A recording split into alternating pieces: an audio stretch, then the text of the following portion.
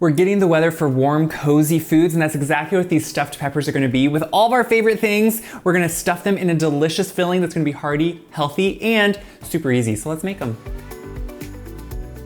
So if you notice in front of me, we have really the fruits of the season. And so I went out to the garden and just picked whatever bell peppers I had. Now, obviously you go to the grocery store, you find the ones you want. There is a myth that the different amount of lobes they have, whether they have 2 or 4 lobes or 3, is a male or female pepper. That's a myth.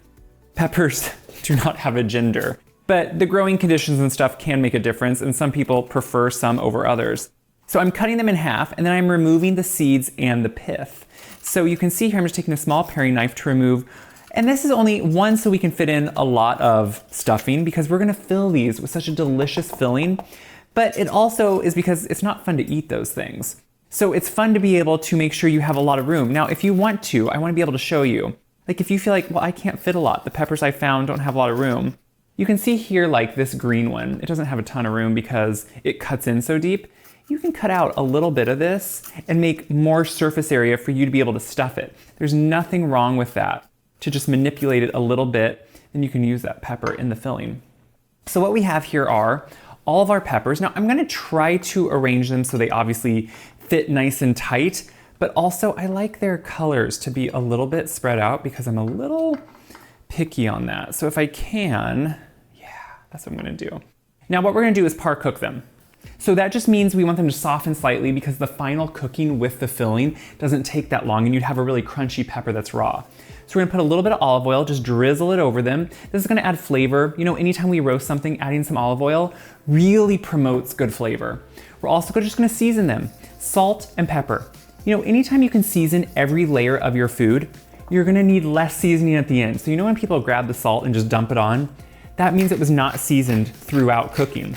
This is gonna make sure it's well seasoned so when we go to eat at the end, it's good. So look at these beautiful colors and look how simple this is. We're taking something, we're gonna roast it, we're gonna add a delicious, healthy filling, and it's gonna be ready to go. I'm finishing chopping up my onion and my jalapeno. I went out to the garden. This is a hot jalapeno if you wondered. You can use, you know, a lot of times grocery store ones I don't think are spicy. This one I tested by just slightly licking a seed. Is hot. I'm feeling it in my throat. So if you like heat, which I do, that's a great thing. And honestly, I seeded it, took the pith out. It won't be too bad. So what I'm gonna do is I have a skillet heating. I am adding some ground beef. And you know, you can use whatever fat content you like on beef. The higher the fat, the more flavor it's gonna have. I usually like around an 85. Sometimes I go up to a 90 depending. And then I break it up as I'm working with it and just add that onion jalapeno right in so it all cooks together. All the meat now is fully browned and fully cooked. This is a ground beef. You could of course use a ground chicken, you could use a ground turkey. And what I have now is all the spices we want to do to really add flavor. First up is of course though, salt. You need salt. This is a nice kind of hefty meal and you want to make sure it's well seasoned.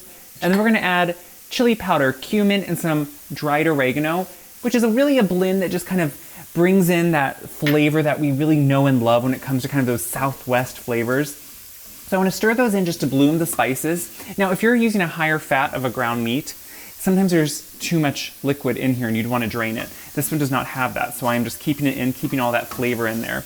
And then I can add everything else here. So we have tomato sauce. This is going to kind of create more of that sauce texture and kind of be a nice binder.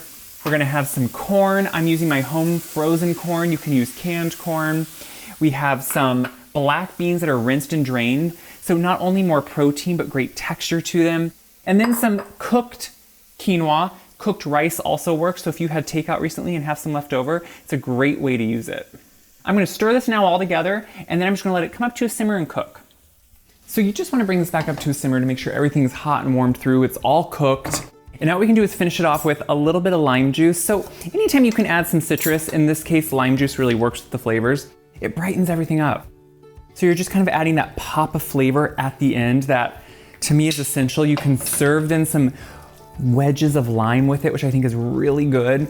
I think even as you do it, it's almost like a salt without salt. It pops the flavor out. That's what we want. So here we have the peppers. You can see they were just beginning to soften, and that's all we want. They're more pliable, they're par cooked. And now we're gonna put them in again, but with the filling this time. Now, I am using a scooper only because I think it's a little cleaner for me. Now remember, the different size peppers you have, because grocery store ones can be completely different sizes, the different amounts sometimes of the filling there's gonna be. So what's great to do with the filling if you have really small peppers or can't fill them that much? You can eat it by itself, eat it on a salad, put it in a soft shell tortilla, a hard shell tortilla. You're gonna find uses for it. We are finishing, you can see I mounded them slightly. We're finishing with just cheese, and you can use whatever cheese you like.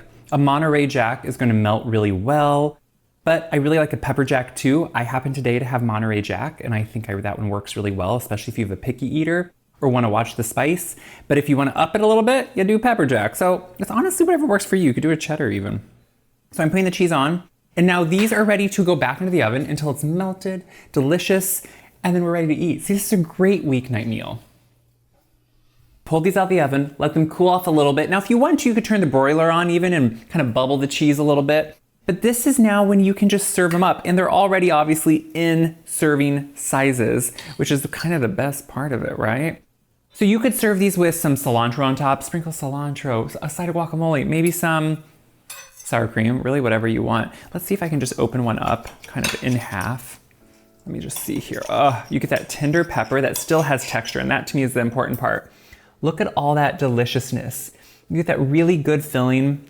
You're gonna have pepper with texture and flavor, and so you're getting everything together. And I think that's kind of the fun part. Whenever you make something like this, you wanna enjoy it not only with your eyes, but also with your mouth, and that's what we're gonna do right now.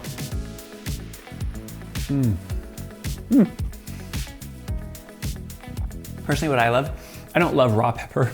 I know, an odd thing about me, but I love cooked peppers. And so I love that these are par-cooked and then cooked again, are not soft, are not mushy. They maintain that perfect, slight, crisp, tender texture. But then that flavor of the filling is wonderful. You get the layers in there. You get the meat that is well seasoned. You get everything coming together with all the different beans and the corn. The cheese on top. This is really good. It's actually one of my favorite meals. It's a great fall meal. It's a great meal as we're going into cooler weather. And I hope you can share this around so other people can enjoy it too, because that's the fun part. Food should be for sharing. It should be for bringing people together and just coming around the table. Check my website, wyseguide.com, for this full recipe. You can always print it off on there, and all my others. Until next time, hope you can make something good.